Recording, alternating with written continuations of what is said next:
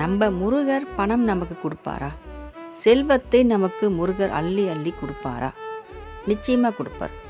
ஏன்னு கேட்டிங்கன்னா, இந்த காலகட்டத்தில் பணம் தான் எல்லாருக்குமே முக்கியமாக இருக்குது. பணம் தான் வாழ்க்கை. பணம் இல்லைன்னா அந்த மனுஷனுக்கு மதிப்பு இல்லை. எல்லாத்துக்குமே பணம் வேணும். ஒரு விசேஷ நாட்கள் வந்தால் பணம் வேணும். ஒரு உறவுக்காரங்க வீட்டுக்கு போகணுன்னா பணம் வேணும். அவங்க நம்ம வீட்டுக்கு வந்துட்டாங்கன்னா பணம் வேணும். ஏதாவது ஒரு விசேஷம் வச்சுட்டாங்கன்னா அதுக்கும் பணம் வேணும். நம்ம அன்பை காட்டுறதுக்கு கூட பணம் வேணும். பெருசாக ஏதாவது பரிசு பொருள் வாங்கி கொடுத்தா தான் அவங்களுக்கு சந்தோஷமாக இருக்கும்.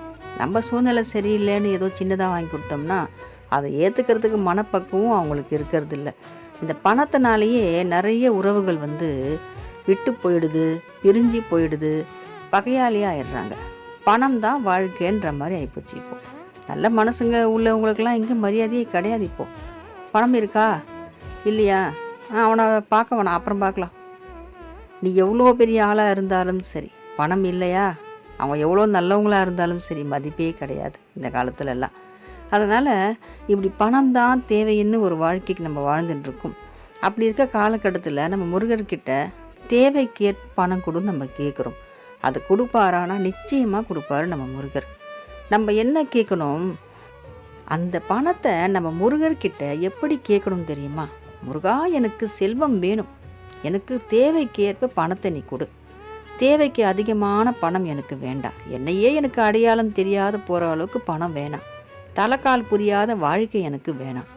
எக்கணமும் நான் உன்னையே நினச்சிட்டு இருக்கணும். உன் காலடியில் இருக்கக்கூடிய பாக்கியம் எனக்கு கிடைச்சா போதும் முருகா. எனக்கு தேவைக்கேற்ப பணத்தை கொடு. யாரிடமும் நான் பணத்துக்காக போய் நிற்கக்கூடாது. என்னிடம் யாராவது பணம் என்ன கேட்டு கஷ்டம்னு நின்னாங்கன்னா அவங்களுக்கு நான் உன் பேரை சொல்லி நான் உதவி பண்ணுவேன். ஆனால் எப்போவும் நான் உன் காலில் இருக்கிறதுக்கு எனக்கு நீ அருள் செய்யணும். இந்த வாழ்க்கையில் நான் ஜெயிக்கணும். என்னை உதாசீனப்படுத்திட்டு போனவங்க முன்னாடி நான் வாழ்ந்து காட்டணும். நீ தான் என்னை வாழ வைக்கணும். என்னோட வாழ்க்கையை நீ தான் சிறப்பாக்கி கொடுக்கணும் முருகா.